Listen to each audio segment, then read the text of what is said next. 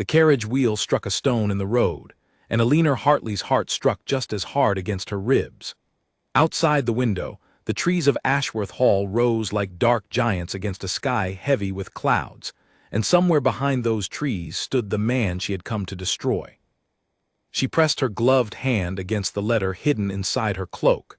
She did not need to read it again. She had read it 100 times already, and every word was carved into her mind like a scar. Win his trust, learn his secrets, find the papers that prove what he has hidden from the world, then bring them to me and you will finally be free of your debts and mine. Her aunt's handwriting was elegant, but the words themselves were cruel. Margaret Hartley had raised Eleanor since she was 12 years old, after fever took both of Eleanor's parents in a single terrible week. For 11 years, Eleanor had eaten Margaret's bread, worn Margaret's cast-off dresses, and obeyed Margaret's every command. She owed the woman everything. That was what Margaret told her again and again, until Eleanor almost believed she had no right to want anything else. Now Margaret wanted the Duke of Ashworth ruined. Eleanor did not know why. Margaret had refused to explain, only saying that the Duke possessed something that could destroy him if it fell into the wrong hands, and that Eleanor was clever enough and pretty enough to get close to him and take it. A position had already been arranged, through a cousin of a cousin who knew the housekeeper. Eleanor would enter Ashworth Hall as a companion to the Duke's elderly aunt, Lady Ashworth, who lived in the West Wing and rarely left her rooms. It sounded simple when Margaret said it. It did not feel simple now, with the hall rising before her like a mountain she was expected to climb in the dark. The carriage rolled to a stop. A footman opened the door, and cold night air rushed in, carrying the smell of rain and turned earth. Eleanor stepped down, her legs unsteady after the long journey from London, and looked up at the house that would be her stage for however many months it took to complete her aunt's plan. Ashworth Hall was enormous, built of gray stone that seemed to drink the moonlight rather than reflect it. Dozens of windows stared down at her, most of them dark.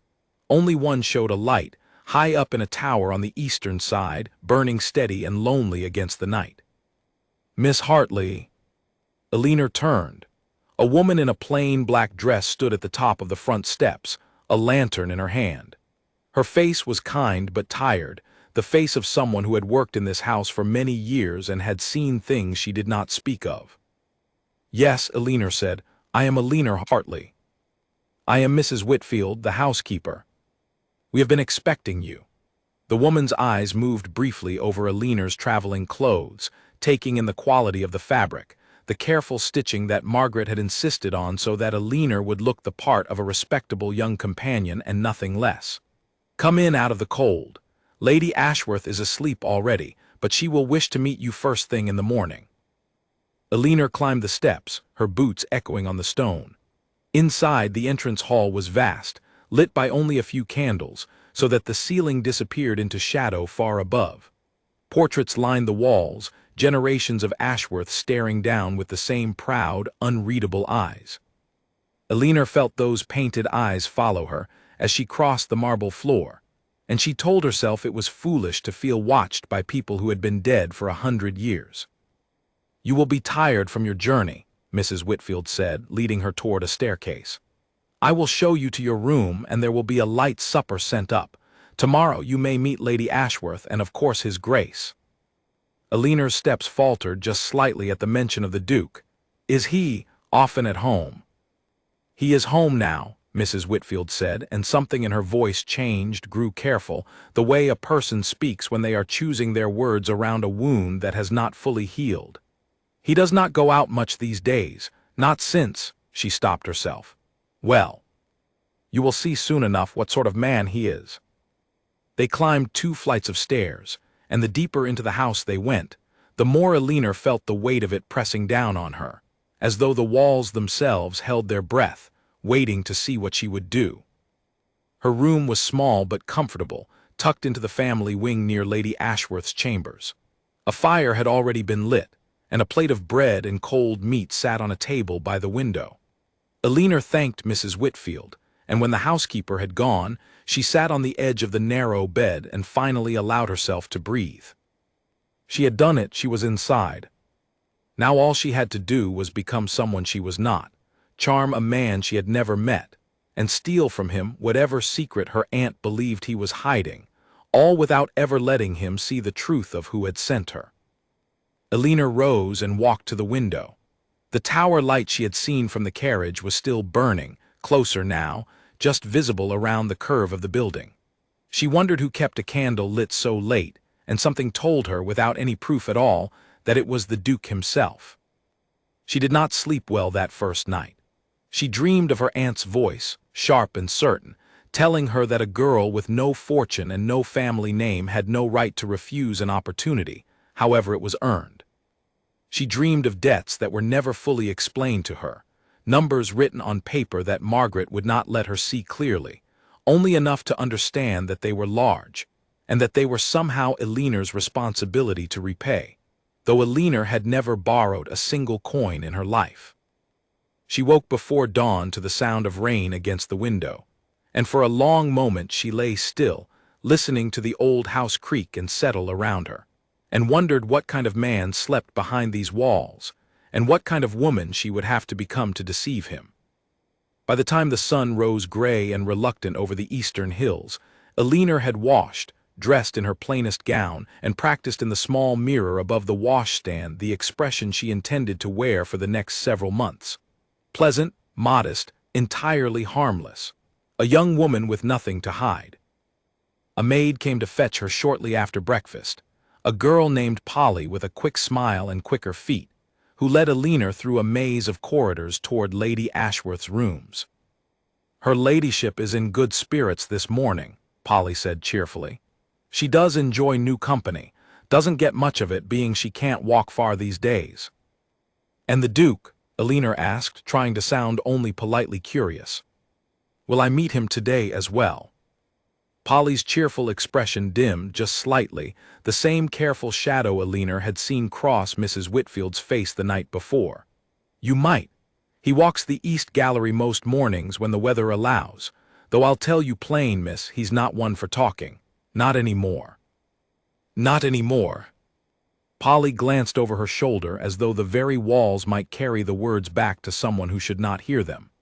"It's not my place to say, miss. Ask her ladyship if you're curious.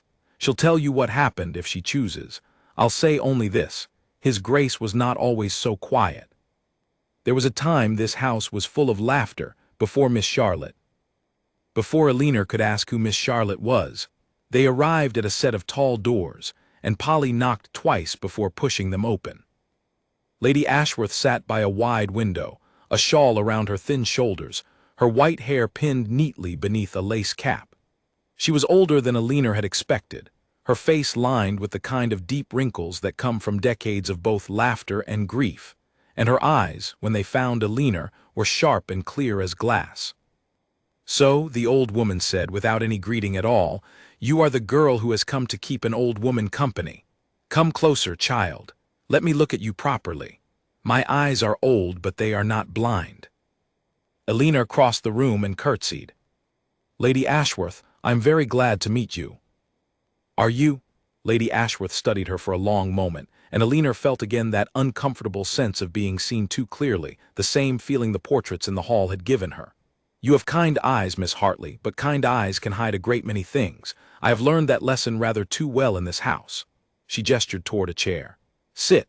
Tell me about yourself, where you come from, who your people are, why a girl with your bearing has come to be a companion rather than finding a husband." The question struck closer to the truth than Alina liked, and she answered carefully, giving the story Margaret had prepared for her. An orphaned gentlewoman of modest means, seeking honest employment. Lady Ashworth listened without interrupting, her sharp eyes never leaving Alina's face, and when the story was finished she nodded slowly, though whether in belief or simply in patience, Alina could not tell. They spoke for the better part of an hour, of books and gardens and the small pleasures that filled an old woman's quiet days, and Alina found herself, against her own intention, beginning to like her. Lady Ashworth was sharp-tongued but not unkind, lonely in a way she tried to hide behind wit. It was nearly noon when Lady Ashworth suggested, with a small smile that seemed to know more than it said, that Alina might take some air in the East Gallery before luncheon. "The light is lovely there this time of day," the old woman said. "And you may find you are not the only one who enjoys a quiet walk."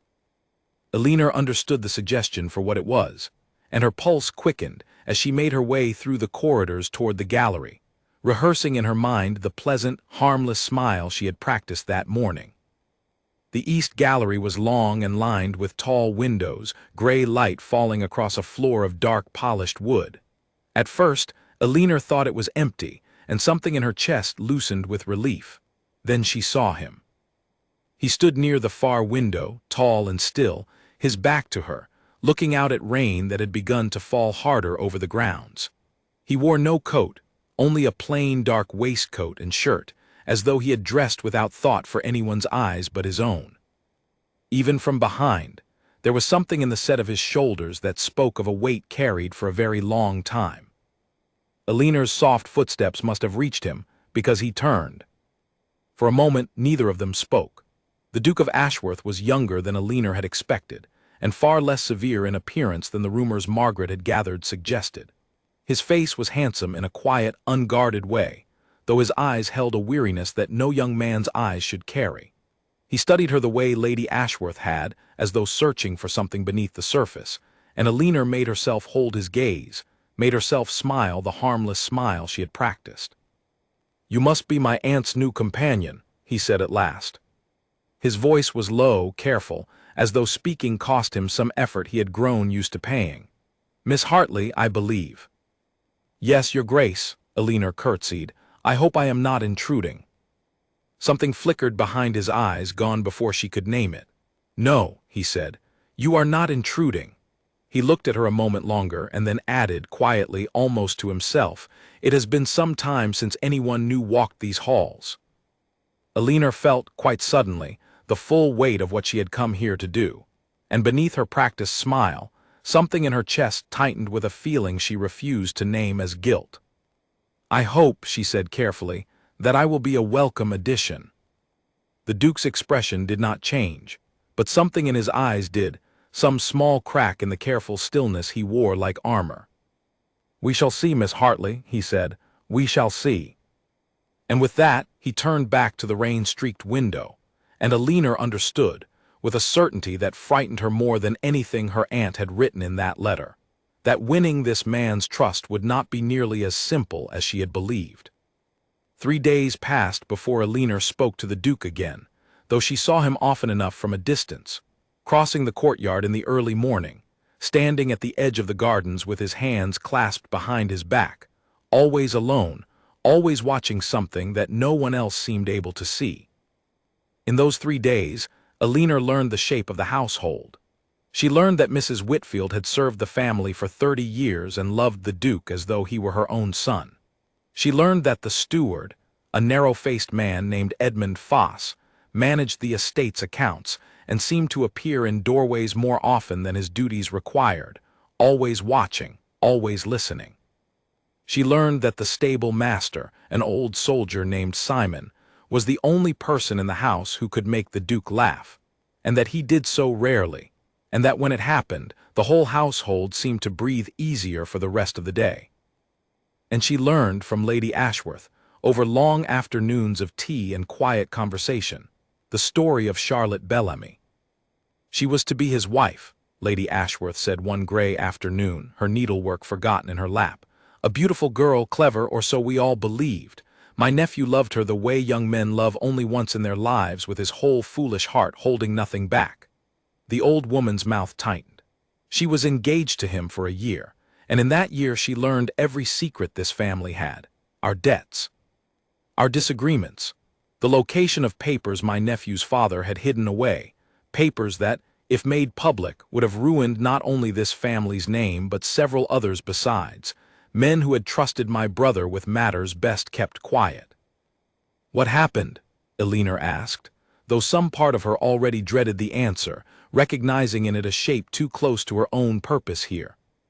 "She sold what she learned," Lady Ashworth said simply, "to a man who wished my nephew's family harm, 2 weeks before the wedding, she vanished in the night, and within a month, the papers she had taken were being used to threaten this family into ruin. My nephew spent a year and a great deal of his fortune making certain the threat came to nothing. He succeeded in the end. But he has never been the same man since. Elinor sat very still, her teacup cooling untouched in her hands. How dreadful, she managed. The word felt hollow in her mouth, because it was not dread she felt but something closer to horror, recognizing that her own aunt's plan followed the very same shape as Charlotte Bellamy's betrayal, step for terrible step. He does not trust easily now, Lady Ashworth went on, her sharp eyes fixed on some point in the middle distance, seeing perhaps a memory rather than the room around her. He barely trusts me, and I raised him from a boy of 6 after his own mother passed. He keeps everything locked away now, his papers, his feelings, his heart most of all. I sometimes fear he will spend the rest of his life alone in this house, afraid to let anyone close enough to hurt him again. Elinor set down her teacup with careful, steady hands, though inside she felt anything but steady.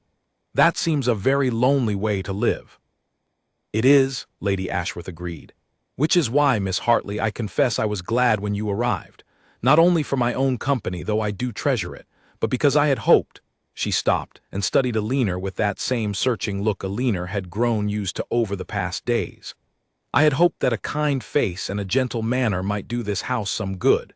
My nephew needs someone who wants nothing from him, someone honest. The word struck Elinor like a slap, though Lady Ashworth could not have known it. Elinor forced herself to smile, to nod, to say something appropriately modest about hoping to be of use, while inside, a cold and growing dread told her that she was perhaps the very last person who should have walked through these doors.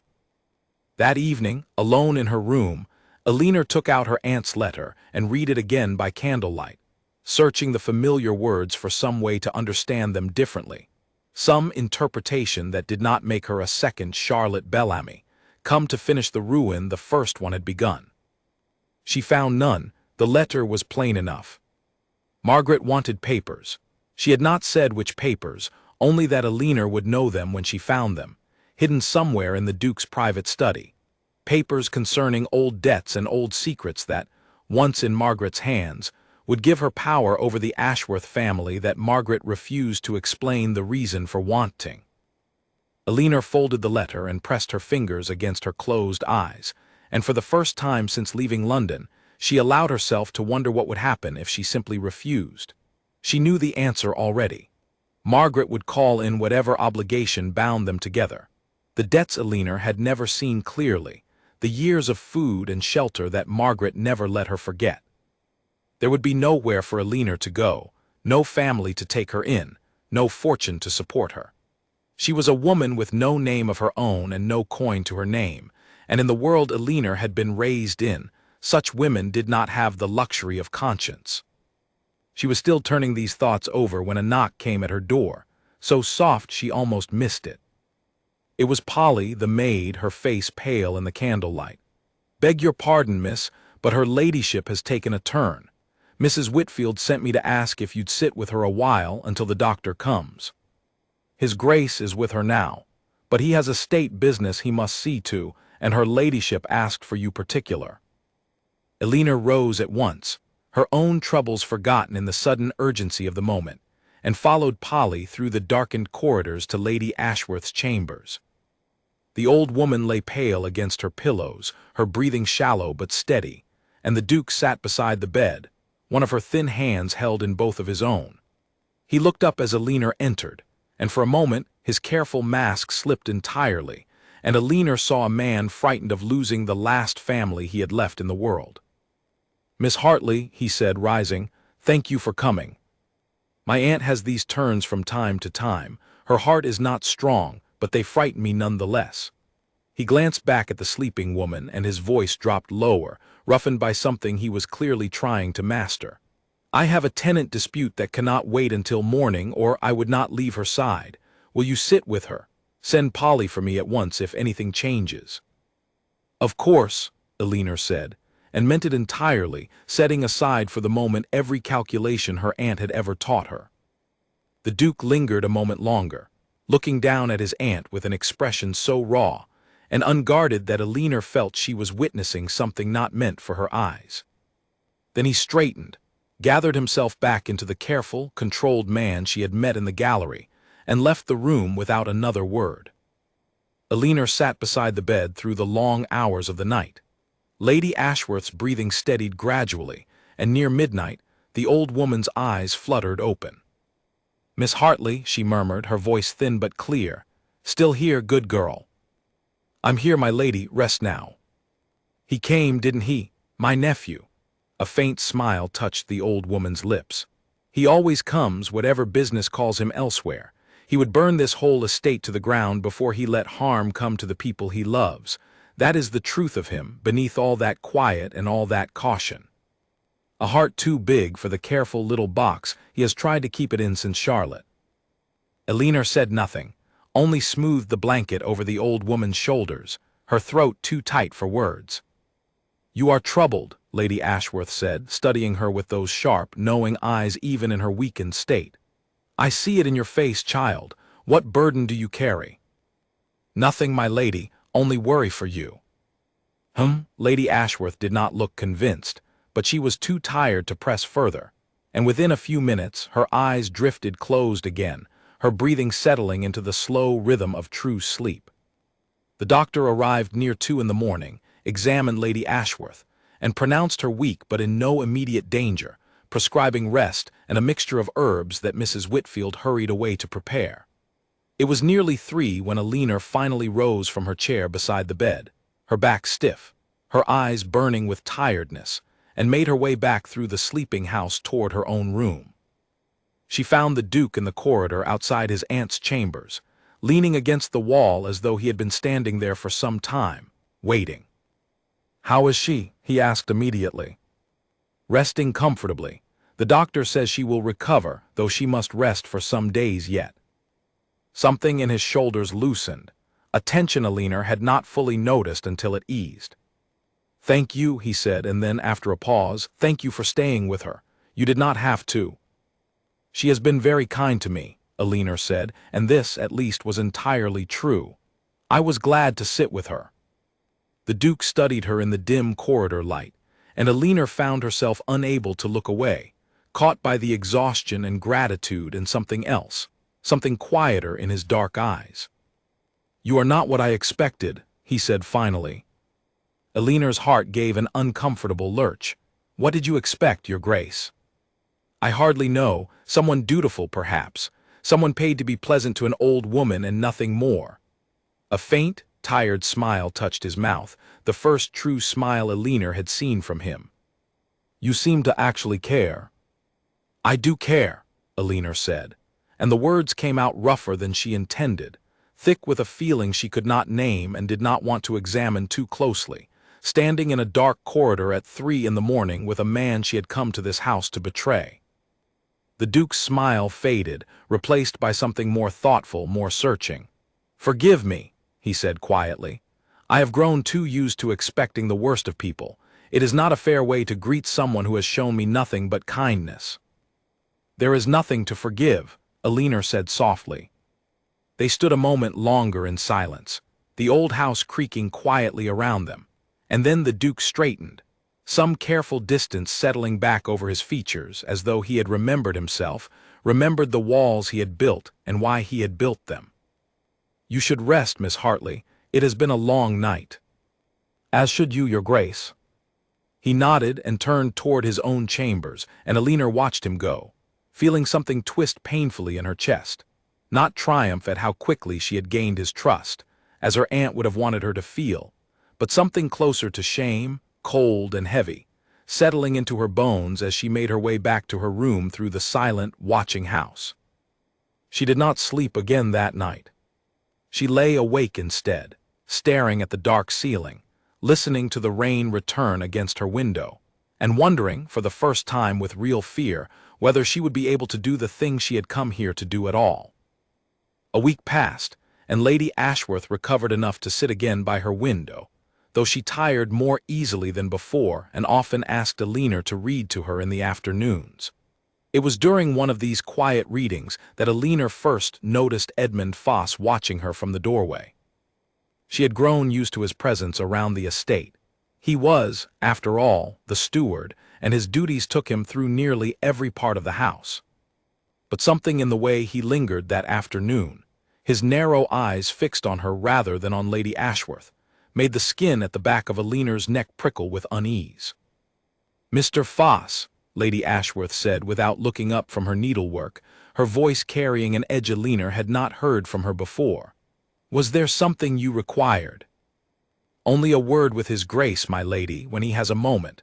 Nothing that cannot wait."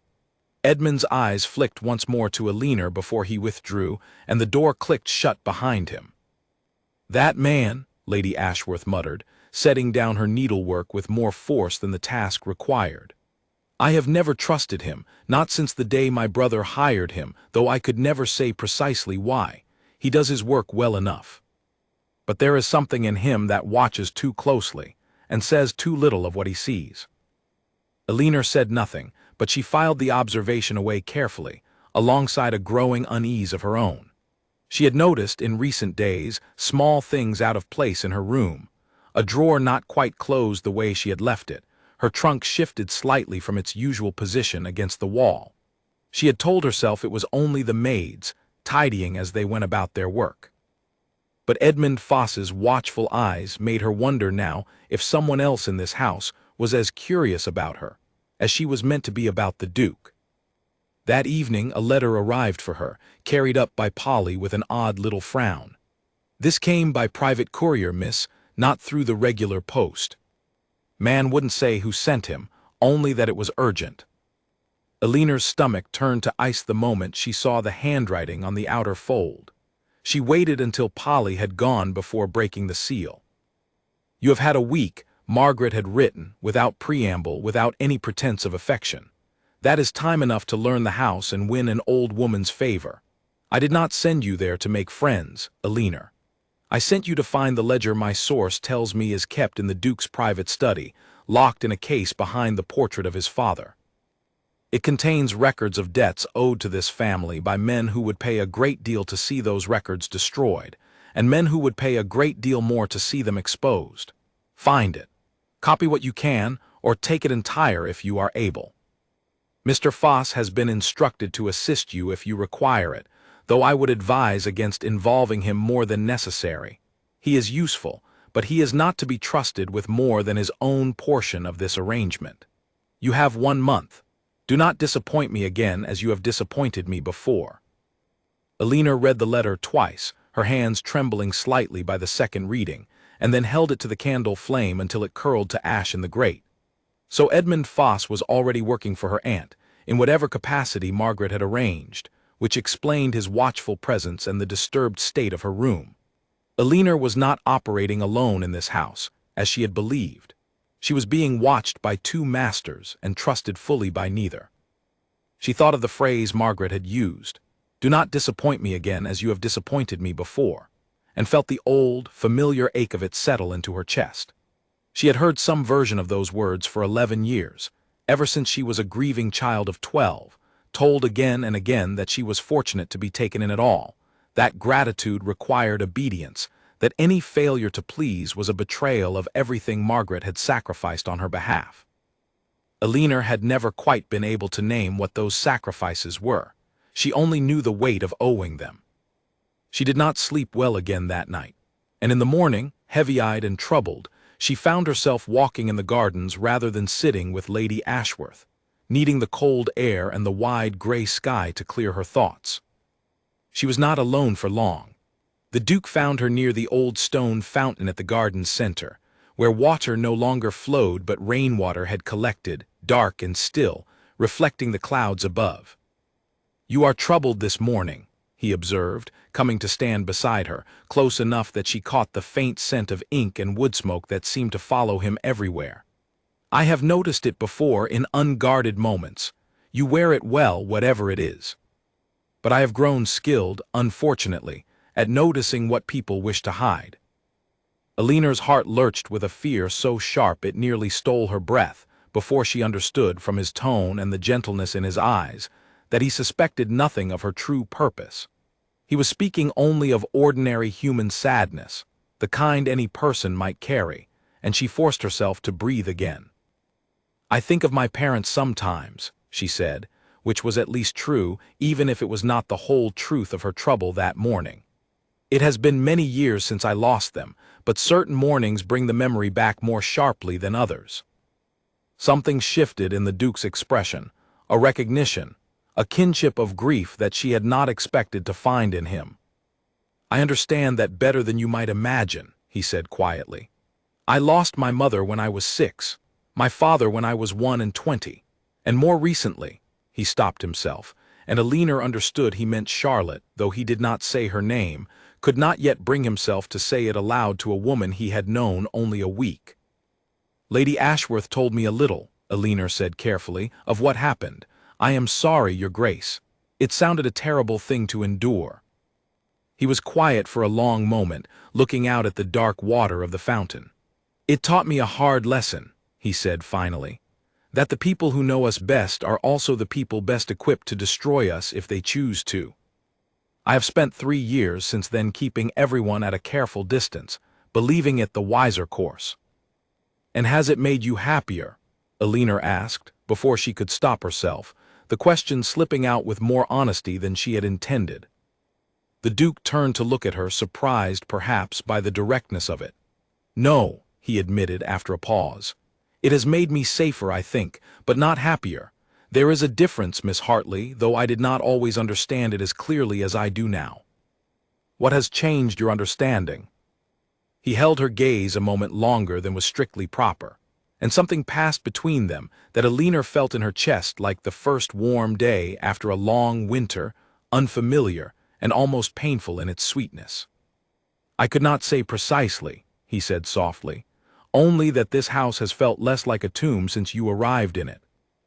Alina's breath caught, and beneath the tangle of guilt and fear and something dangerously close to hope, she felt the full weight of the trap she had built for herself. She had come to this house to win his trust so that she might betray it.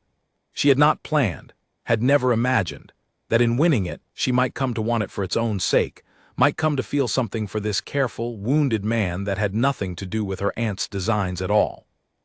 "Your Grace," she began, not entirely certain what she meant to say, only knowing that the moment demanded some kind of honesty, even if she could not yet offer the whole of it. "Alaric," he said quietly, "if we are to speak so plainly to one another, I would rather you use my name, at least when my aunt is not present to scold me for the impropriety." The offer of his given name felt like a gift entirely disproportionate to the small kindness of it, and Alina understood in that moment precisely how dangerous this had become. She was not merely deceiving a stranger for her aunt's benefit. She was beginning to care for a man who was slowly, carefully, learning to trust her, brick by brick rebuilding walls that had been torn down once before, and she was the very thing he had built those walls against. "Alaric," she said softly, testing the name, and something in his face softened further at the sound of it in her voice. They walked together after that, through the wet gardens, speaking of small things. Books they had both read, gardens they had both loved as children, the particular loneliness of losing parents too young. And by the time they returned to the house, something had shifted between them that neither of them named aloud, but both of them understood. That afternoon, Alina found an opportunity she had not sought, and hated herself for recognizing it as an opportunity at all. The Duke was called away to speak with a tenant about repairs to a damaged roof, and Lady Ashworth had fallen into an afternoon nap, and for perhaps the first time since her arrival, Alina found herself with an hour entirely unwatched, in a house that contained, somewhere behind a portrait of a dead man, the very papers her aunt had sent her to find. She stood outside the study door for a long time before she made herself reach for the handle. The room beyond was exactly as she had imagined it might be, dark wood shelves lined with books, a heavy desk cluttered with papers and correspondence, and above the cold fireplace, a portrait of a stern, dark-eyed man who could only have been the late Duke, the Alaric she had come to know reflected clearly in his father's features, though without the weariness that 3 years of grief had carved into the son's face. Eleanor's hands trembled as she approached the portrait. Behind it, Margaret's letter had said, "A locked case behind the portrait of his father." She reached out and touched the heavy gilt frame, and found, just as the letter had promised, that it swung outward on a hidden hinge, revealing a small iron safe set into the wall behind it. Her heart pounded so loudly she was certain it could be heard through the walls. She had no key, no way to open the safe even now that she had found it, and some part of her, she would not admit until later how large a part, felt a flood of relief at the discovery of this obstacle, a reprieve from having to decide in this moment whether she was truly capable of the thing her aunt had sent her here to do. She pushed the portrait carefully back into place, her hands unsteady, and had just stepped back from the fireplace when the study door opened behind her. "Miss Hartley." Eleanor turned, her heart in her throat, to find Edmund Foss standing in the doorway, his narrow face arranged in an expression of polite curiosity that did not reach his cold eyes. "Mr. Foss," she managed, grateful her voice did not shake as badly as her hands. "I was looking for his grace. I did not realize this was his study. I only wandered in, admiring the books." "Did you?" Edmund's gaze moved slowly around the room, lingering, Eleanor was certain, a moment too long on the portrait above the fireplace. "His grace does not care for visitors in his study, Miss Hartley, even well-meaning ones." A thin smile crossed his face, and when he spoke again, his voice had dropped low enough that only she could hear it. "Though I understand you have your own reasons for wandering where you should not, your aunt sends her regards and her reminder that time is passing." Eleanor's blood went cold. "I do not know what you mean." "Of course you don't." Edmund's smile widened, unpleasant and knowing. "I only mention it because I have been instructed to offer my assistance, should you require it, in matters concerning that safe. I know a man who can open it without a key, and without leaving a mark that his grace would ever notice was gone. All you need do is ask, Miss Hartley, and this could all be finished far sooner than a month." "I do not require your assistance, Mr. Foss," Eleanor said, forcing steel into her voice that she did not entirely feel. "And I would ask that you not speak to me of such matters where anyone might overhear." Edmund inclined his head, mockingly courteous. "As you wish, though I would advise against too much delay. Your aunt is not a patient woman, and I am given to understand she has other means of encouraging cooperation, should the gentle approach prove insufficient." He left the study without another word, and Eleanor stood alone amid the Duke's books and papers, shaking with a fear that had nothing to do with being discovered and everything to do with the growing certainty that she was trapped between two forces, her aunt's cold ambition on one side, and on the other, a man whose trust she was coming to value more than she had ever expected, more than perhaps she had any right to. She left the study quickly, before anyone else might find her there, and spent the rest of the afternoon in her room, staring at nothing, turning Edmund's threat over and over in her mind. Other means of encouraging cooperation. She did not know what that meant precisely, only that it frightened her more than any anger her aunt might have expressed directly. That evening, at dinner, for Lady Ashworth had begun inviting her to dine with the family now that she had recovered, and the Duke had not objected, Eleanor found she could barely eat, her thoughts too tangled with fear and guilt to allow her any appetite. "You are quiet tonight, Miss Hartley," the Duke observed, watching her with a concern that made her chest ache. "Is something troubling you?" "Only tiredness, Your Grace," Eleanor said, offering a smile she hoped looked more convincing than it felt. "It has been a long week." He studied her a moment longer, clearly unconvinced, but he did not press, only said quietly, "You know you may speak to me if something troubles you, whatever it is." Eleanor met his dark, earnest eyes across the candlelit table, and felt the full, unbearable weight of everything she could not say to him, and managed only a small nod and a whispered, "Thank you," that felt like the smallest and most inadequate response to the largest kindness she had been offered in a very long time.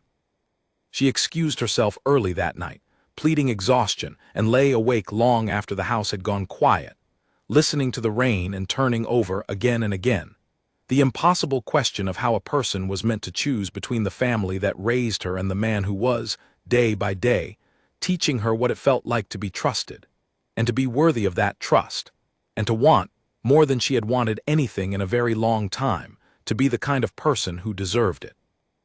2 weeks slipped by, and the careful distance Alina had tried to keep between herself and the Duke dissolved a little more with every passing day, no matter how firmly she resolved each morning to guard it more closely. They fell into a quiet rhythm neither of them planned, but both of them welcomed. In the mornings, Alina sat with Lady Ashworth, reading or embroidering while the old woman dozed and woke and dozed again, growing stronger by degrees. In the afternoons, more often than not, she found Alaric in the gardens or the library, and their conversations, which had begun as polite exchanges between strangers, had grown into something Alina treasured more than she was prepared to admit even to herself. He told her slowly, in pieces offered only when he seemed ready to offer them, more of his history. Of a childhood spent largely alone in this enormous house, his father cold and often absent on political business in London, his mother's death leaving a silence in the halls that no one else had ever quite filled. Of his aunt, who had become more mother than aunt in the years after, fierce and loving in equal measure. Of the friends he had once had, before Charlotte's betrayal taught him to be wary of every hand extended toward him. Alina in turn told him what she could of her own life, true things carefully chosen, the loss of her parents, the years spent depending on family who made her feel, more often than not, like a debt rather than a daughter. She did not tell him Margaret's name. She did not tell him why she had truly come to Ashworth Hall. But what she did tell him was honest, and she found a strange, aching comfort in offering him even that much truth, when so much of what passed between them was built on a foundation of deception she could not yet bring herself to dismantle. "You never speak much of your family," Alaric observed one afternoon, as they walked along the low stone wall that marked the edge of the formal gardens, the autumn air sharp and clean around them. "I have noticed it. Whenever the subject arises, you turn the conversation elsewhere, gently but quite skillfully." Alina's stomach tightened. "There is not much to tell," she said carefully. "My aunt raised me after my parents passed. She has been generous in her way." "In her way," Alaric repeated, catching the slight hesitation in her voice, the small crack she had not meant to let show. "That does not sound entirely like praise, Alina." It was the first time he had used her given name, and the sound of it in his low, careful voice sent a warmth through her chest that she had no right to feel, given everything she was hiding from him. "She has given me a home," Alina said, which was true enough, though it did not answer what he had truly asked. "I owe her a great deal." "Owing someone a great deal," Alaric said slowly, "is not always the same as loving them or being loved by them in return. I learned that lesson from my own father in a different way. He gave me everything a son could want materially. He simply never gave me himself." He glanced at her, his dark eyes searching hers with a gentleness that made it very difficult for Alina to keep her careful composure. "I do not mean to press you if the subject is painful. Only, I find I want to know you, Alina, all of you, not merely the pleasant parts you show the world." "You flatter me by wanting to know so much," Alina said softly, deflecting as gently as she could manage, though the ache in her chest had grown nearly unbearable. "I am not certain there is so very much to know." "I do not believe that," Alaric said. "I think there is a great deal more to you than you allow most people to see. I think, perhaps, we are rather alike in that regard." They had reached the old fountain again, its still dark water reflecting the pale afternoon sky, and Alaric stopped walking, turning to face her fully, close enough that Alina could see the small flecks of gold in his dark eyes, close enough that her breath grew unsteady in a way that had nothing to do with the cold autumn air. "I have not felt at ease with anyone in 3 years," he said quietly. "Not truly. I have gone through the motions of company, of conversation, but always with a part of myself held back, guarded, waiting for the moment I would need that guard again. With you, Alina, I find that guard slipping more each day, and I confess it frightens me a little. And yet I find I do not wish to raise it back up again." Alina's heart was pounding so hard she was certain he must be able to hear it. "Alaric," she began, and stopped, uncertain what honest thing she could possibly say that would not unravel everything, that would not force her to confess the very deception that made his trust in her so dangerous.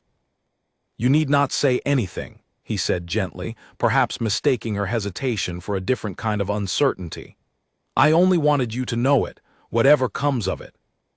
He reached out slowly, giving her every opportunity to step back if she wished it, and brushed a strand of hair from her face where the wind had loosened it, his fingers light and careful against her cheek. Alina did not step back. She stood very still, caught between the wild, unguarded hope rising in her chest and the cold, familiar dread of everything she was concealing from him. And for one long, suspended moment, neither of them moved at all. It was the sound of a door closing somewhere in the house behind them that broke the spell, and Alaric stepped back first, clearing his throat, some color rising in his face that Alina had never seen there before. "Forgive me," he said, "that was, perhaps, not entirely proper." "There is nothing to forgive," Alina said, echoing, without quite meaning to, the words he had once said to her in the dark corridor outside his aunt's chambers, on the night Lady Ashworth had taken ill. He smiled at that, a real smile, warm and a little rueful, and offered her his arm to walk back toward the house. And Alina took it and told herself, as she had told herself every day since her arrival, that she would find some way through this impossible situation that did not require her to break either his heart or her own. That evening, however, brought a fresh reminder of exactly how impossible her situation truly was. She was returning to her room after dinner when she found Edmund Foss waiting for her in the shadowed corridor outside her door, his narrow face lit only by the single candle he carried. "Miss Hartley," he said with a thin, unpleasant smile, "a word if you would." "I have nothing to say to you, Mr. Foss." "No, I rather think you do." He stepped closer, lowering his voice though the corridor was empty. "I have watched you these past weeks, Miss Hartley, growing rather fond of His Grace's company, very fond from what I observed in the garden this afternoon." Alina's blood ran cold, understanding at once that he had witnessed the moment by the fountain, the closeness that had passed between herself and Alaric. "It would be a shame, would it not, if your aunt were to learn how thoroughly you have been distracted from her purpose?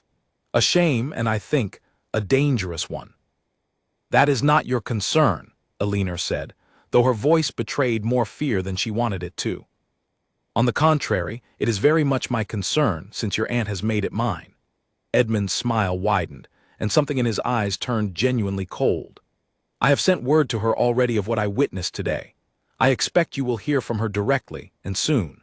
I would advise you, Miss Hartley, to remember precisely why you came to this house, before that affection you are so carefully cultivating grows into something that cannot be easily undone.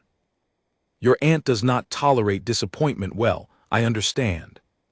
And I have heard she has means of ensuring cooperation that go rather beyond strongly worded letters." He left her standing alone in the dark corridor, her heart pounding with a fear that had nothing to do with romance, and everything to do with the growing certainty that she had walked into a trap with no clear way out.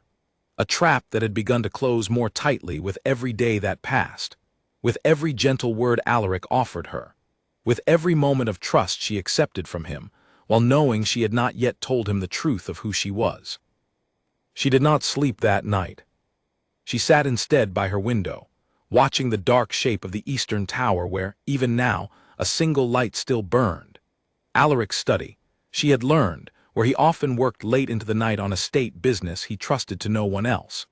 And she wondered, with a despair she had not allowed herself to feel so completely before, whether there existed any version of this story that did not end with her breaking the heart of a man who had only ever offered her honesty, in exchange for a lie she had told him from the very first moment they met.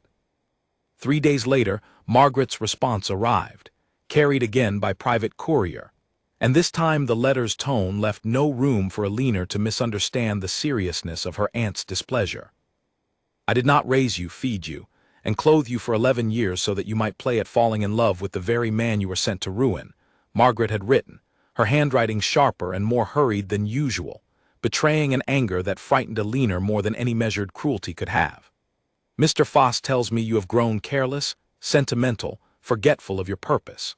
Let me remind you plainly, Alina, since sentiment has apparently clouded your understanding of your own circumstances. You have no fortune. You have no other family. You have nowhere to go and no means to support yourself should I decide you are no longer worth the trouble of housing and feeding. I have been patient with you for 11 years out of a sense of obligation to your mother, who was my sister, however little you may believe I felt any true affection in the arrangement. That patience has limits, and you are testing them severely. You have 3 weeks remaining. Find the ledger or find yourself with nothing at all, and no one at all, in a world that offers precious little mercy to women in your position. Do not mistake a handsome duke's attention for security. Men of his rank do not marry companions with no fortune and no name, whatever pretty words he may offer you in a garden. When his interest fades, as it inevitably will, you will have nothing left but my good will to depend upon, and you would do well to remember that before you squander it entirely. Alina read the letter through twice, her hands shaking, and then a third time forcing herself to absorb the full cruelty of it, the careful way Margaret had aimed each sentence at Alina's deepest fears. Her lack of family, her lack of security, the impossibility in the eyes of the world of a match between a penniless companion and a duke. She knew rationally that some of what Margaret said was true. She had no fortune. She had no other family to turn to. If Margaret cast her out, Alina would have very few honest paths open to her, and none of them easy. And yet, sitting alone with that letter in the candlelight, what Alina felt most strongly was not fear of her own uncertain future, but a deep, aching grief for what she stood to lose regardless of which path she chose. Either Alaric's trust, broken beyond repair the moment he learned the truth of why she had come here, or her own conscience, broken just as surely if she completed the task her aunt demanded of her. She burned the letter, as she had burned the first, and sat for a long time afterward in the dark, turning over in her mind, again and again, the impossible question of what a person was meant to do when loyalty and love pulled in two entirely opposite directions, and every path forward seemed to lead only to some form of ruin. The 3 weeks Margaret had allowed her felt, to Alina, like a slow tightening of a rope around her chest, each day drawing it a little tauter, a little harder to breathe against. She tried, in the days that followed, to put some careful distance between herself and Alaric, telling herself it was the only honest thing left within her power. If she could not tell him the truth outright, she could at least stop accepting more of his trust than she had already taken, stop letting him give away pieces of his guarded heart to a woman who might yet be forced to use them against him. It proved far harder than she had expected. Alaric noticed the change almost immediately, and where once he might have retreated behind his old careful walls at the first sign of coolness, now he sought her out instead, clearly troubled, clearly determined not to lose whatever fragile thing had begun growing between them. "Have I done something to offend you?" he asked her one gray morning, finding her in the library where she had gone specifically to avoid him, a book open unread in her lap. "You have seemed distant these past days. If I overstepped in the garden—" "You did not overstep," Alina said quickly, hating the hurt she saw flicker across his face at her withdrawal, hating herself more for causing it. "It is not that, Alaric." "Truly?" "Then what is it?" He crossed the room and sat in the chair opposite hers, his dark eyes searching her face with the same patient intensity she had come to associate with him, an intensity that felt more and more like being truly seen for the first time in her life, which made the deception she carried all the more unbearable. "You may tell me whatever it is. I promise you there is very little that could change my regard for you." Alina almost laughed at that, a broken, humorless sound she managed to swallow before it escaped. If only he knew how wrong he was. If only he understood what she carried, what she had been sent to do, he would not sit across from her with such gentle concern in his eyes. He would see, at last, the second Charlotte he had feared finding in every new face that entered his life. "There are things about my circumstances," she said carefully, choosing each word as though walking across thin ice, "that are complicated, difficult. I do not wish to burden you with them." "You would not burden me," Alaric said. I have carried enough difficult things myself to recognize the weight of them in someone else. Let me help if I am able." The offer was so genuine, so entirely without calculation, that Alina felt something inside her chest crack open, a longing so fierce it frightened her, the longing to simply tell him everything, to lay the whole terrible truth before him and beg for whatever mercy or fury he chose to offer in return, rather than continue carrying this weight alone, rather than continue deceiving a man who had shown her nothing but honest care since the moment she arrived. She almost did it. She opened her mouth, the words rising in her throat. "Alaric, I must tell you something my aunt sent me here to find." And then she thought of Margaret's letter, of the cold certainty in it, of the very real fear of having nowhere to go, no name, no fortune, cast out into a world that offered little mercy to women alone. And beneath that fear, something else, something she was ashamed to admit even to herself. The fear that if she confessed now, before she had found any way to protect herself from her aunt's reach, Alaric's trust would shatter entirely, and she would lose him not only as whatever he was becoming to her, but as any ally at all in whatever came next. The words died in her throat, and what came out instead was smaller, safer, and still true, if incomplete. "My aunt is not a kind woman," she said quietly. "She has never let me forget how much I owe her, and she reminds me of it often, in ways that are difficult to bear. I fear disappointing her, even now, though I am a grown woman and ought to have outgrown such fear long ago." Alaric's expression softened with a sympathy that made Alina's guilt sit even heavier in her chest. "That is not weakness, Alina. That is the mark left by someone who was meant to love you unconditionally, and chose instead to make that love conditional upon your obedience. I understand that mark better than you might think. Own father left a similar one in his way." He reached across the small distance between their chairs and took her hand, his grip warm and steady. "You do not have to earn safety here. Whatever fear your aunt has taught you to carry, I want you to know it has no place in this house. You are welcome here, Alina, exactly as you are, whether or not you ever tell me more than you already have."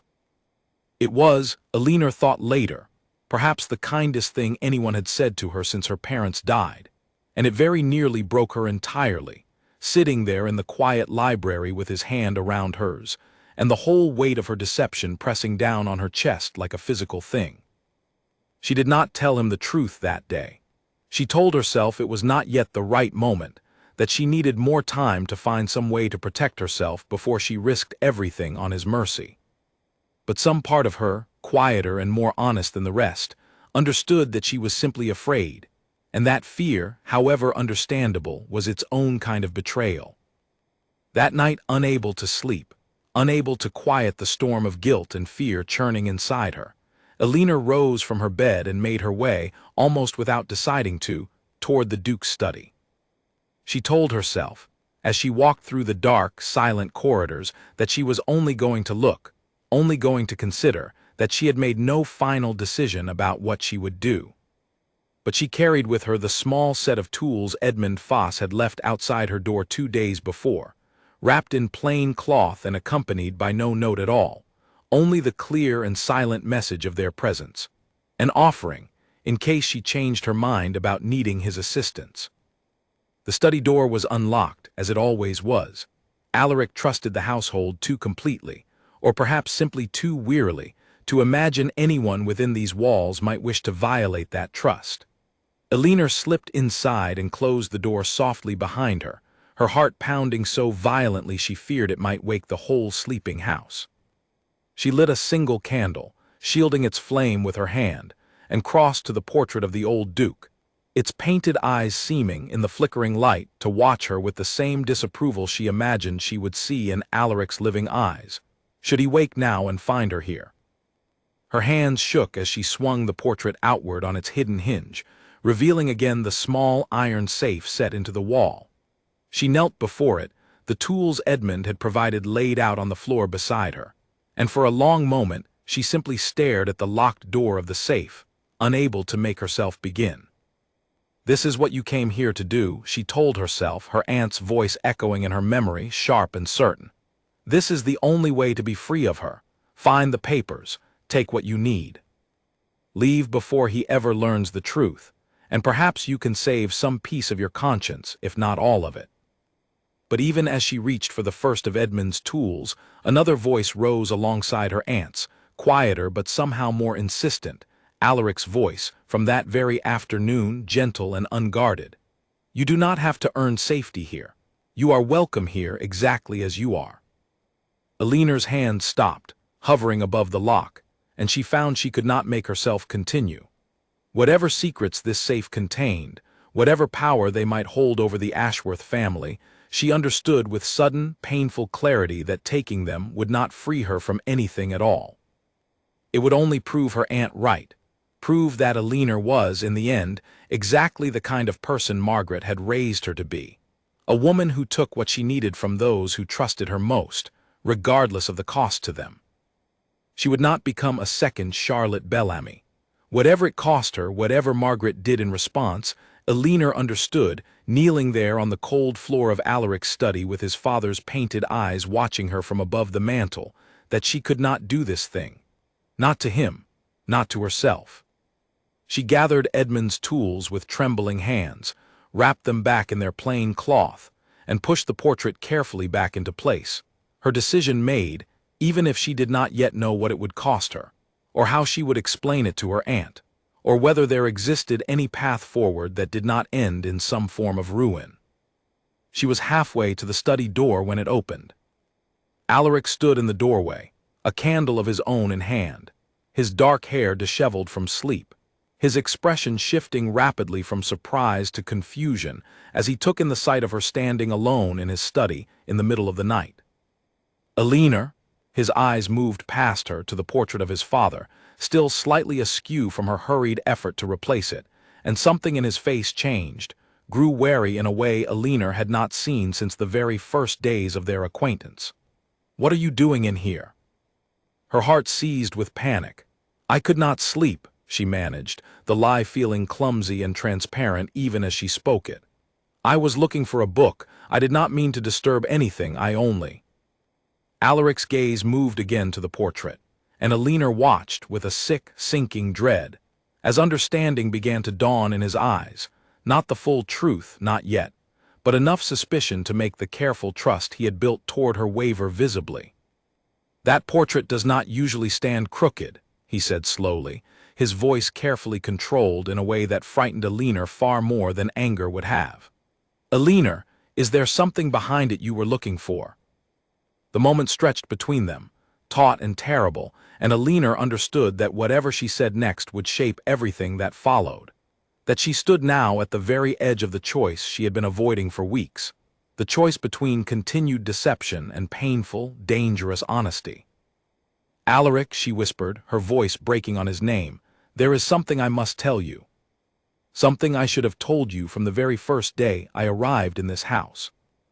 Alaric went very still, his candle flame trembling slightly with the movement of his hand, and for a long moment he said nothing at all, only watched her with an expression Alina could not read, caught somewhere between fear and hope and a wariness that broke her heart to see directed at her. "Tell me," he said finally, his voice low and careful. Alina's courage, gathered so painfully over the past minutes, faltered under the weight of his steady gaze. She had meant to tell him everything. Her aunt's scheme, the ledger, Edmund Foss's involvement, the whole ugly truth of why she had come to Ashworth Hall. But standing there, seeing the fear already gathering in his eyes, fear that she recognized as the same fear Charlotte Bellamy must once have put there, Alina found the words tangling in her throat, refusing to come in the order she needed them to. "I have not been entirely honest with you," she said instead, the words coming slowly, painfully. "About my reasons for coming here. My aunt, she is not simply my guardian. She sent me here with a purpose beyond serving as Lady Ashworth's companion." She watched his face carefully as she spoke, watched the wariness deepen, watched him take a small, involuntary step back, as though bracing himself for a blow he had felt coming for weeks without letting himself believe it would truly fall. "What purpose?" he asked, and his voice had gone very quiet, very controlled, the voice of a man holding himself together through sheer force of will. Alina opened her mouth to tell him the rest. The ledger, the safe, Margaret's letters, the full and terrible truth, and found in that moment, standing before the very safe she had come so close to opening, that she could not yet bring herself to speak the words that would name her, in his eyes, as nothing more than a second Charlotte. Not because she feared his anger, though she did fear it, but because some instinct, deeper than fear, told her that this confession, offered now, in fragments in the middle of the night, with Edmund's tools still hidden beneath her shawl, would destroy him more completely than the truth deserved, would give him no way to separate what was false in her from what had become, over these past weeks, entirely real. "I cannot tell you everything tonight," she said instead, hating the words even as she spoke them, hating herself for the cowardice she recognized in her own hesitation. "But I promise you, Alaric, whatever purpose I came here with, I have not acted on it. I could not. I found I was not capable of it, not to you." It was not the full truth, but it was not a lie either, and Alaric studied her for a long, silent moment, his eyes moving between her face and the crooked portrait behind her, weighing, she understood, whether to believe her at all. "You were looking for something behind my father's portrait," he said slowly. It was not a question. Alina's throat closed. "Yes," she whispered. "And you did not take it." "No, I could not." Something shifted in his expression. Not relief, not yet, but a kind of careful, wounded curiosity. The look of a man trying to understand a puzzle that had suddenly grown far more complicated than he had believed it to be. He crossed the room slowly, setting his candle down on the desk, and stood before the portrait himself, studying it as though seeing it, and the secret it concealed, for the first time in years. "You know what is behind it then," he said. "The safe." "I know it exists. I do not know what it contains. My aunt did not tell me, only that it held papers that could be used against your family." Alaric was quiet for a long moment, and then, to Alina's astonishment, he reached out and swung the portrait open himself, revealing the small iron safe she had knelt before only minutes earlier. He produced a key from a chain around his neck, hidden beneath his nightshirt, and unlocked it with steady, deliberate hands, and Alina understood, watching him, that he was making a choice of his own, a choice to answer her partial honesty with a trust that frightened her far more than any accusation could have. Inside the safe lay a single leather-bound ledger, old and worn at the edges, along with a small bundle of letters tied with faded ribbon.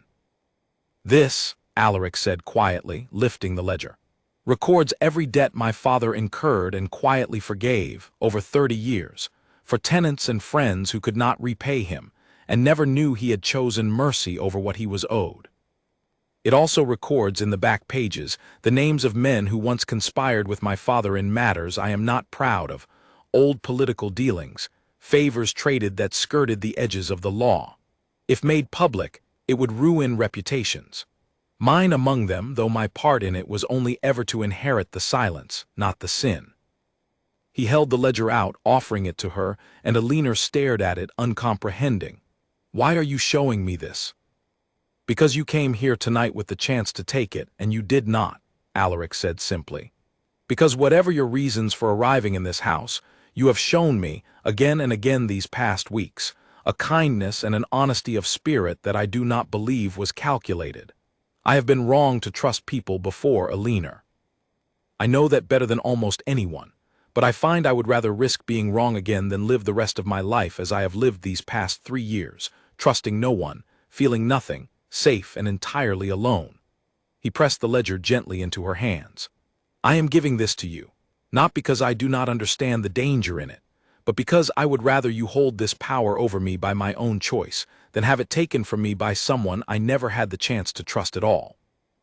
Alina stared down at the worn leather in her hands and felt something inside her chest break open entirely, not with relief, but with a grief so sharp it nearly doubled her over. He had just handed her, freely and knowingly, the very thing her aunt had sent her to steal.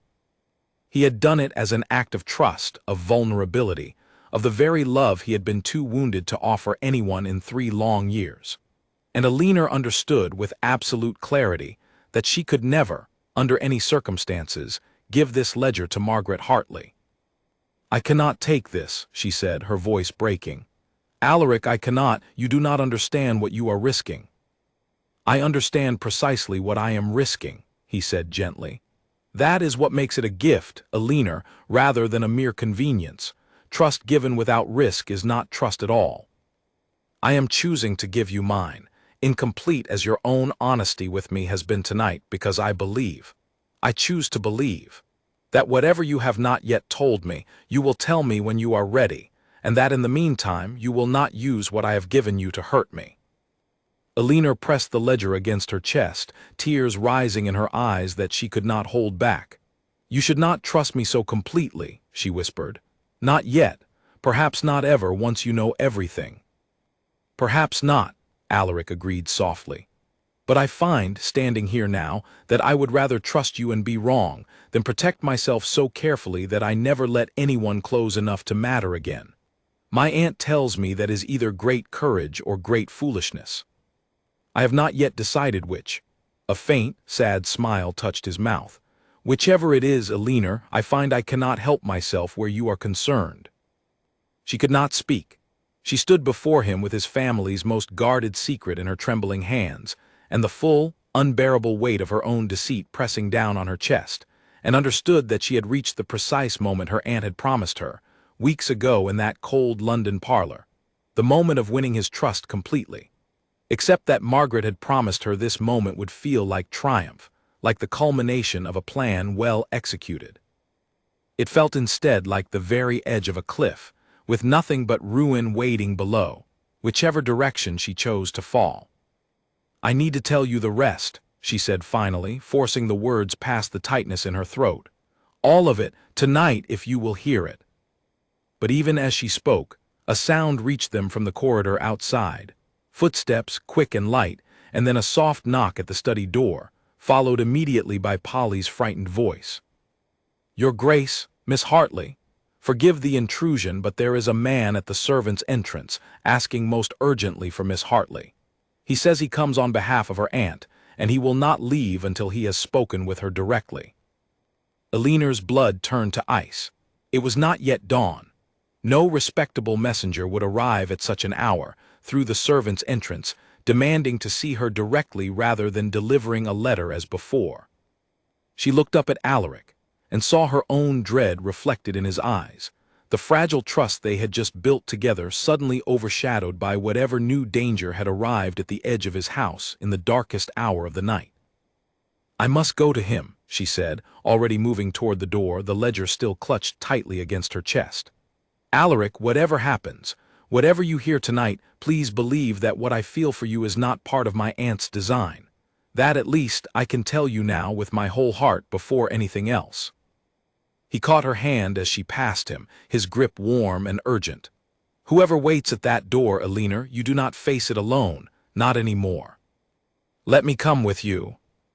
And together, though neither of them yet knew what waited in the darkness beyond the servants' entrance, they left the study side by side, carrying between them a secret half told and a trust half broken, and the terrible uncertainty of how much longer either could survive the weight of all that remained unspoken. The man waiting at the servants' entrance was not Edmund Foss, as Elinor had feared, but someone she recognized with an even deeper dread, Mr. Pratt, her aunt's own coachman, standing in the cold night air beside a carriage Elinor knew all too well, its dark paint and worn wheels as familiar to her as her aunt's handwriting. Miss Hartley, Pratt said, touching his hat with a nervousness that told Elinor immediately that whatever brought him here had not been his own idea. Your aunt sends her compliments and asks that you come with me at once. She is waiting nearby at the inn in the village. She says the matter cannot wait until morning. Tell my aunt I will call on her tomorrow at a reasonable hour, Elinor said, though her heart was pounding with a fear that made her voice less steady than she wanted it to be. Pratt shifted uncomfortably, glancing past Elinor to where Alaric stood, tall and watchful in the shadow of the doorway. Begging your pardon, miss, but she was most particular. She said to tell you that if you did not come willingly, she had a letter for his Grace instead, one she would deliver herself, first thing in the morning, explaining precisely why you came to this house. He swallowed. She said you would understand what that meant. Alina's stomach dropped. Margaret had grown tired of waiting, tired of patience, and had come herself, prepared to force the confession Alina had not yet been brave enough to offer freely. "I will come," Alina said quietly. "Give me a moment to fetch my cloak." "I am coming with you," Alaric said, before Pratt could respond, his voice leaving no room for argument. "Alaric, this is not. Whatever this is," he interrupted, gently but firmly, "it concerns you, and you have just told me, not an hour ago, that you feel something for me that has nothing to do with whatever business your aunt sent you here for. I intend to stand beside you while you face her, Alina, unless you tell me plainly that you do not wish it." Alina looked into his steady, determined eyes and found she could not refuse him, could not bear to face Margaret alone when he had just offered her, so freely, the very thing she had never truly had in 11 years under her aunt's roof, someone willing to stand beside her, without condition, without demand. "Come then," she said softly. The carriage ride to the village inn passed in tense silence, Alaric's hand finding hers partway through the journey and holding it steady, and by the time they arrived, Alina's fear had hardened into something closer to resolve. Whatever happened tonight, she understood, the deception could not continue. Margaret had made certain of that. They found Margaret Hartley waiting in a private parlor at the inn, seated primly beside a low fire, Edmund Foss standing at her shoulder with the same thin, satisfied smile Alina had come to dread. Margaret's sharp eyes moved from Alina to Alaric and back again, taking in the sight of them arriving together, hands still loosely clasped, and something cold and triumphant flickered across her face. "Your Grace," Margaret said, rising and offering a shallow curtsy that carried no real deference in it at all. "How fortunate that you have come as well. It saves me the trouble of a letter." "Aunt," Alina said, her voice tight, "whatever you intend to say, I would ask that you say it to me alone." "Would you?" Margaret's smile was thin and cold. "I think not, Alina. I think it is past time His Grace understood exactly what sort of woman has been keeping his aunt company these past weeks, and warming his own affections besides, from what my sources tell me." Her eyes flicked, briefly and pointedly, toward Edmund, who inclined his head with obvious satisfaction. "Say what you have come to say, madam," Alaric said, his voice cold and steady, though Alina felt the tension in the hand still holding hers. "I find I have very little patience remaining for threats made in the dark of night." Margaret's composure did not waver. "Very well, your Grace. Plainly, then.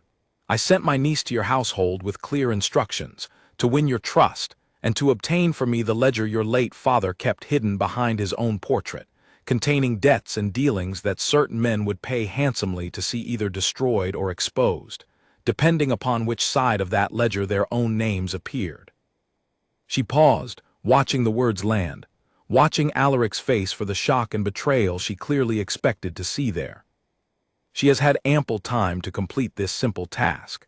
That she has not done so tells me she has grown sentimental, foolish, distracted by exactly the sort of affection I warned her against indulging.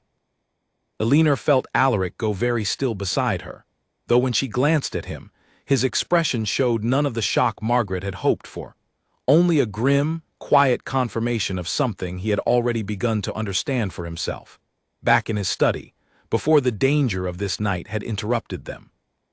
"I am aware of my aunt's instructions," Alina said, before Margaret could continue, forcing her voice to remain steady though her whole body trembled with the effort. "I came to this house exactly as she says, with exactly the purpose she describes. I will not deny it, not tonight, not to either of you." She turned to face Alaric fully, needing him to hear the rest directly from her, not filtered through Margaret's cold recitation.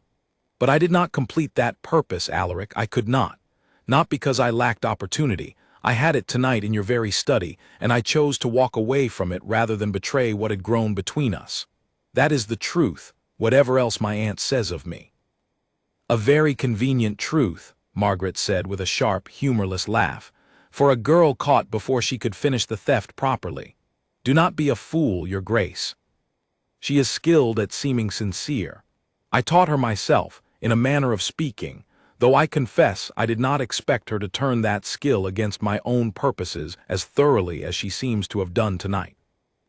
"I have known deception before, madam," Alaric said, his voice hardening with a controlled anger Alina had not yet seen from him. "I recognize its shape rather well, having lived through it once already at great cost. I do not see it in Alina tonight. I see it, however, quite clearly in you and in your steward standing there so pleased with himself for having engineered this confrontation." Margaret's composure cracked, just slightly, color rising in her thin cheeks. "You know nothing of what stands behind this, your grace, nor what it has cost me to bring my niece to the point of usefulness after years of feeding and clothing an orphaned burden with no fortune of her own to offer this family in return." "Enough," Alina said, and something in her own voice surprised her, a steadiness, a strength she had not known she still possessed after 11 years of Margaret's careful cruelty. "You will not speak of me that way again, Aunt, not tonight and not ever after tonight. I have done as you asked for 11 years, believing I owed you a debt I could never fully repay. I understand now that the debt you described to me was never real in the way you claimed. It was a chain, forged to keep me obedient, nothing more.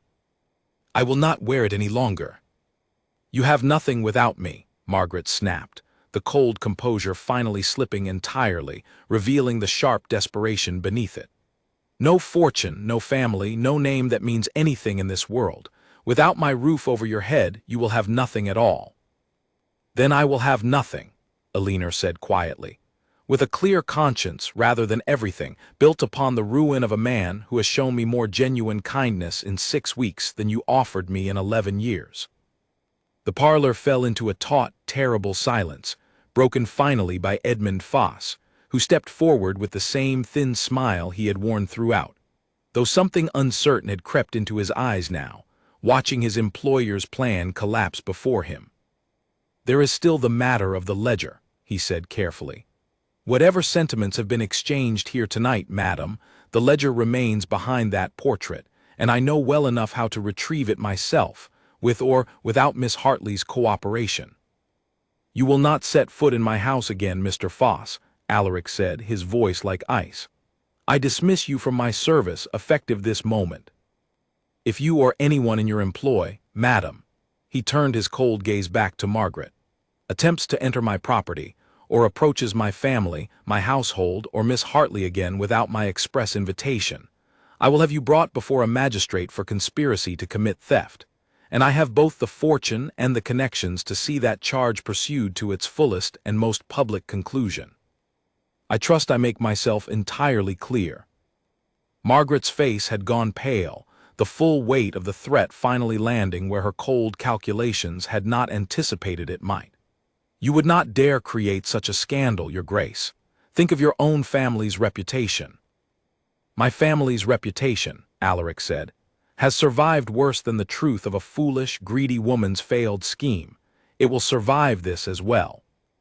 I am rather more concerned, at present, with protecting the woman you have spent 11 years trying to convince she was worth nothing at all, and I find I am entirely willing to make whatever scandal necessary to ensure she is never troubled by you again." Alina stood very still, watching Margaret's careful, cruel composure crumble entirely under the weight of Alaric's steady fury, and felt something inside her own chest crumble as well. Not with grief, but with a strange, disbelieving relief, the sensation of a chain finally breaking after 11 long years of believing it could never be broken at all. Margaret gathered what remained of her dignity, gave Alina one last, cold look that carried no apology in it at all, only a bitter, wounded pride, and swept from the parlor without another word. Edmund Foss trailing uncertainly behind her, already calculating, Alina suspected, how quickly he might distance himself from a scheme that had collapsed so publicly. When the door closed behind them, Alina's legs finally gave way, and she sank into the nearest chair, her whole body shaking with the release of weeks of carefully held tension. Alaric knelt immediately before her, taking both her hands in his. "You are free of her," he said softly. "Whatever else remains unsaid between us tonight, Alina, that much is finished. She cannot touch you again." Alina looked into his dark, steady eyes and felt tears finally overflow, weeks of fear and guilt and impossible choices breaking loose all at once. "I still have not told you everything," she whispered. "The whole truth of how this began, how completely I deceived you those first days, before I understood what you truly were." "Then tell me," Alaric said gently, still kneeling before her, still holding her hands as though he had no intention of ever letting them go. "All of it, Alina. I am ready to hear it now, and I promise you, whatever you say, I have already made my choice about what I feel for you. Nothing you tell me tonight will change that, unless you tell me the affection between us was itself a lie. And I do not believe, having watched your face just now, that it ever was." And so, in the quiet parlor of a village inn, with dawn beginning to lighten the sky beyond the window, Alina finally told him everything, every detail of her aunt's scheme, every letter, every threat, every moment of temptation and every moment of resistance, holding nothing back at last. And Alaric listened to all of it without once letting go of her hands. When Alina finished speaking, the sun had fully risen, pale gold light spilling through the parlor windows and across the worn floorboards, and for a long moment Alaric said nothing at all, only knelt there before her, absorbing everything she had confessed. "I am sorry," Alina said finally, when the silence had stretched long enough that fear began creeping back into her chest. "I should have told you from the very beginning, the moment I understood how deeply I had come to care for you. I let fear keep me silent far longer than I should have, and I understand if that silence has cost me whatever trust I had begun to earn." Alaric rose slowly, and for a moment Alina feared he meant to walk away entirely, to retreat behind the careful walls she had watched him dismantle so slowly over these past weeks. Instead, he drew her up from the chair and into his arms, holding her with a gentleness that undid whatever composure she had left. "You came to this house prepared to betray me," he said quietly, his voice steady against her hair. "And instead you chose, again and again at real cost to yourself, not to. You had opportunity after opportunity to complete your aunt's scheme, and each time you chose honesty over safety, even before you found the courage to tell me the whole truth of it. That is not the story of a woman like Charlotte Bellamy, Alina. That is the story of a woman who was taught, cruelly and for far too long, that her own conscience did not matter as much as her obligations to people who never deserved her loyalty in the first place." "You are not angry with me?" Alina asked, pulling back just far enough to search his face, still not quite believing what she saw there.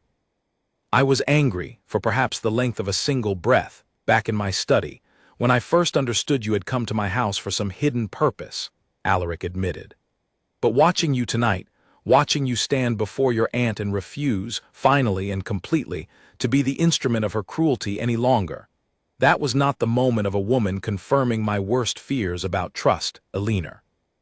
That was the moment of a woman proving, more thoroughly than any words could have, exactly why I was right to give my trust to you in the first place." Alina's tears came again, different this time, warm with relief rather than fear, and Alaric held her through them, his hand steady against her back, until the worst of it had passed. "What happens now?" she asked at last, when she had gathered enough composure to ask the practical question that still hung, unresolved, over everything that had passed between them. "I have no fortune, no family willing to have me, nowhere to go. My aunt made that plain enough tonight, and it remains true whatever else has changed between us." "You have a place at Ashworth Hall, for as long as you wish it," Alaric said firmly. "My aunt adores you, and would not hear of you leaving regardless of anything else that has happened. But I would ask you to consider, Alina, whether you might wish to stay for a reason rather better than employment as a companion." Alina's breath caught. "Alaric, I am not a man who offers such things lightly," he said, his voice low and earnest, "nor quickly, given everything I have carried these past 3 years. But I find, having watched you these past weeks, having seen the true shape of your character revealed under exactly the kind of pressure that broke Charlotte's, that I trust you more completely than I believed myself capable of trusting anyone again. I do not ask for an answer tonight. I ask only that you consider it when you are ready, and that you know my regard for you does not depend upon what you answer." Alina looked into his steady, hopeful eyes, and felt, For the first time in longer than she could remember, the particular lightness of a heart no longer weighed down by deception, no longer divided between two impossible loyalties. "I do not need time to consider it," she said softly. "I have known my own heart for some weeks now, Alaric, even when I could not yet be honest about the rest. If you will have me, knowing everything now, exactly as I am, then yes. I would stay gladly, and not merely as a companion." The smile that broke across his face was unlike any Alina had seen from him before, unguarded and entirely joyful, 3 years of careful sorrow lifting from his features all at once. And when he kissed her gently, there in the golden morning light of the small inn parlor, Alina understood that whatever came next, whatever difficulties still remained to be untangled, she had finally found the thing she had not known, until this very moment, that she had been searching for her whole life: a place. And a person where she did not have to earn her welcome through obedience or deception, but was simply, entirely wanted for herself. The weeks that followed brought their own difficulties, though none so severe as what had come before. Margaret Hartley, true to Alaric's warning, made no further attempt to contact Alina or approach Ashworth Hall, though word reached them eventually, through the careful inquiries Alaric made on Alina's behalf, that she had left London rather suddenly for reasons never fully explained, her reputation among her former circle of acquaintances considerably diminished by whispers of a scheme gone badly wrong. Edmund Foss disappeared from the county entirely within a fortnight, and Alaric made certain, through quiet correspondence with other estates in the region, that no reputable household would offer him employment again without knowing the full truth of his conduct. Lady Ashworth, when told the whole story, was rather less surprised than either Alina or Alaric had expected. "I suspected something of the sort from your very first day here," the old woman admitted, patting Alina's hand fondly as the three of them sat together in the sunlit morning room, the ledger from the study now returned safely to a locked drawer, its contents no longer a secret weight hanging over the household, but simply a piece of family history, complicated and human, as most family histories are. "You had the look of a woman carrying a burden she did not choose for herself, my dear. I only hoped, watching you settle into this house, that whatever burden it was, it would not prove strong enough to outweigh the goodness I could see plainly in you." She smiled, sharp and fond all at once. "It seems I was right to hope so." Alina, in the months that followed, found herself slowly unlearning 11 years of careful obedience, 11 years of believing her own worth was measured entirely by her usefulness to someone else's purposes. It was not always easy. Old habits of fear surfaced unexpectedly, a flinch at Alaric's occasional stern moods, though they were never directed at her, a reflexive apology for wanting things for herself, for expressing preferences she had long ago learned to suppress in Margaret's household. Alaric was patient with these moments, never impatient, never demanding that she heal faster than her own heart allowed, and slowly, gradually, Alina began to trust not only him but herself, her own judgment, her own worth, her own right to want a life built on honesty rather than survival. Their engagement, when it was announced that winter, surprised no one in the household, though it created no small stir among the wider county society, where the Duke of Ashworth's long isolation had become something of a local legend. There were whispers, of course, some unkind, wondering aloud what fortune-hunting scheme a penniless companion might have employed to catch a duke's affection, echoes of Margaret's own cruel predictions that Alina had feared might prove true in the wider world's eyes as well. But Alaric addressed such whispers directly and without hesitation, at the small gathering held at Ashworth Hall to formally announce their engagement, standing before the assembled guests with Alina's hand held firmly in his own. "I have been told by more than one well-meaning acquaintance," he said, his voice carrying clearly through the room, "that I am a fool to marry a woman of no fortune when my rank and wealth might command a far grander match. I would ask those acquaintances to consider what fortune truly means. I have known wealth all my life, and it did not protect me from betrayal, nor from 3 years of a loneliness so complete I had nearly forgotten what it felt like to trust another person at all. Miss Hartley arrived in my household carrying a burden not of her own choosing, and when the moment came to choose between the safety of deception and the risk of honesty, she chose honesty, at real cost to herself, though she had every reason to believe that cost might be total. I have found, in my life, precious few people willing to make that choice when it mattered most. I do not call that a woman of no fortune. I call that the finest fortune I could ever hope to find.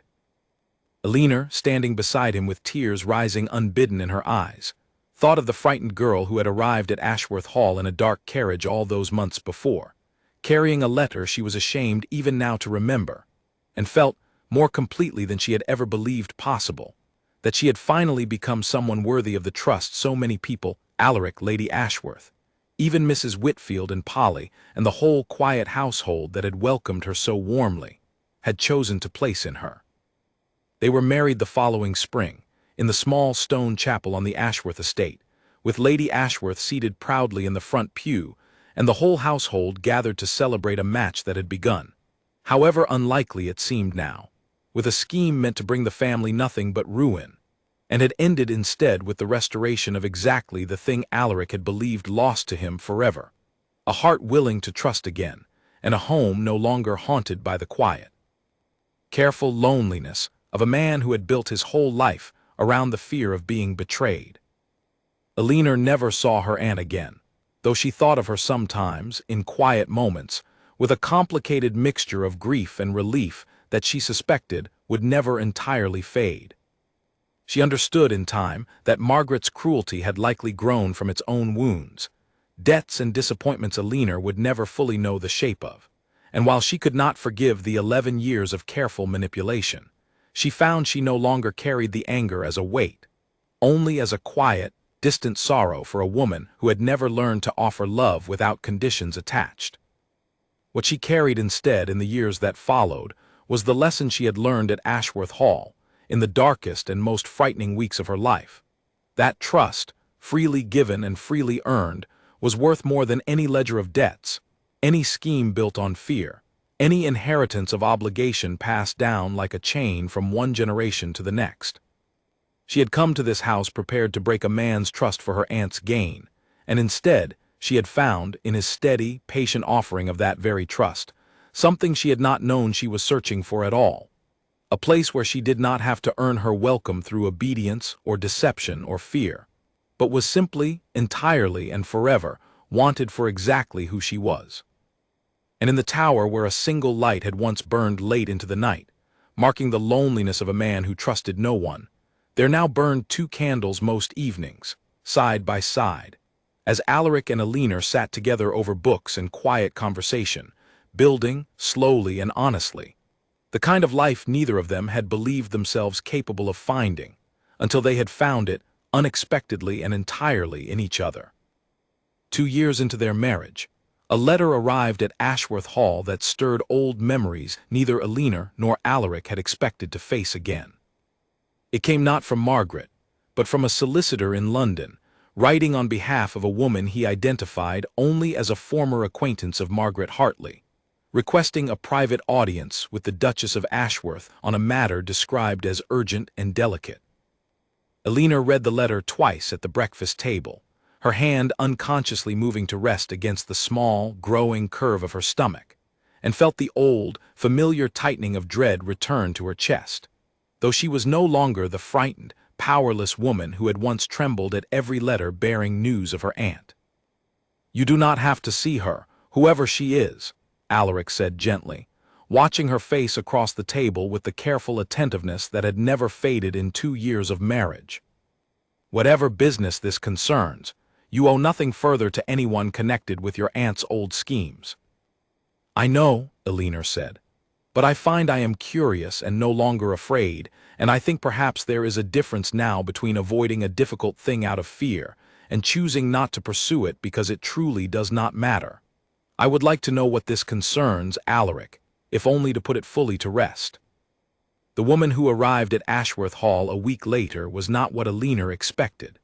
She introduced herself as Grace Fenwick, a woman of perhaps 40 years, plainly but respectably dressed, with a nervous, careful manner that spoke of long practice in making herself small and unremarkable. "I worked for your aunt for some years, your Grace," Grace explained, seated stiffly in the drawing room, her hands twisting in her lap. As a companion, much as you once were, though my circumstances were rather more desperate and my time with her rather longer. I have come because I learned, some months ago, that your aunt's fortunes have declined considerably since she left London, and I believed you ought to know the full truth of what she attempted with you, in case it might ease whatever burden you still carry from it. Elinor listened, with Alaric's steady presence beside her, as Grace revealed a history far more troubling than Elinor had ever fully understood. Margaret Hartley, it seemed, had built her entire livelihood over the years on schemes not unlike the one attempted against the Ashworth family, cultivating young women without fortune or family, training them carefully, and deploying them, one after another, into wealthy households where they might extract secrets, debts, or influence that Margaret then sold or leveraged for her own benefit. Elinor had not been the first. She had simply been, as far as Grace understood it, the first to refuse. "Why do you tell me this now?" Elinor asked, her voice steady, though the revelation of just how deliberate and practiced Margaret's cruelty had truly been settled heavily in her chest. "Because I was one of the others," Grace admitted quietly, tears rising in her tired eyes. "I did what your aunt asked of me, your Grace, more than once, in households far less fortunate than yours proved to be, before I finally found the courage to leave her service entirely. I have carried the guilt of it for years, and when I learned you had refused where I had not, I felt I owed you the truth, and perhaps owed myself some measure of peace in finally speaking it aloud to someone who might understand the particular trap your aunt built for women like us." Elinor rose and crossed the room, and to Grace's evident surprise, took the other woman's trembling hands in her own. "You were not free, Grace. I understand that better than most people could. My aunt built a very careful cage around the women in her care, one built from debt and obligation and the constant fear of having nowhere else to go. I was fortunate enough to find something on the other side of my own cage that gave me the courage to break free of it. That is not a virtue you failed to possess. It is simply good fortune I was given that you were not." Grace wept then, the careful composure of years finally breaking, and Elinor sat with her for a long while, offering what comfort she could, while Alaric quietly arranged, without being asked, for Grace to be given a small position within the Ashworth household, modest but secure, respectable work that would finally free her from the precarious existence Margaret's schemes had left her trapped within. "You did not have to offer her a place here," Elinor said to him later that evening, as they walked together in the gardens where, 2 years before, he had first brushed a strand of hair from her face beside the old stone fountain. "I did not have to," Alaric agreed. "But I find I understand something now that I did not fully understand 2 years ago, watching you face your aunt in that inn parlor. The women your aunt used were not villains, Elinor. They were people without power, given an impossible choice by someone who held every advantage over them. You showed me that truth most clearly of anyone, and I find I cannot in good conscience turn away another woman caught in the same trap, when it is within my power to offer her something better."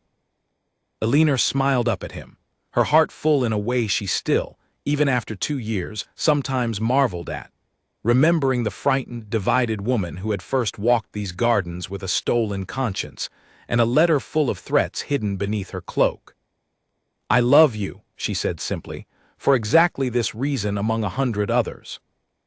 "And I love you," Alaric replied, drawing her close as the last light of evening settled gold and warm across the estate that had once been, for him, a quiet and lonely tomb, and had become instead, through her presence in it, a true and living home. "For having taught me when I had nearly given up on learning it again, that trust offered honestly, and received with an honest heart in return, is worth every risk it demands."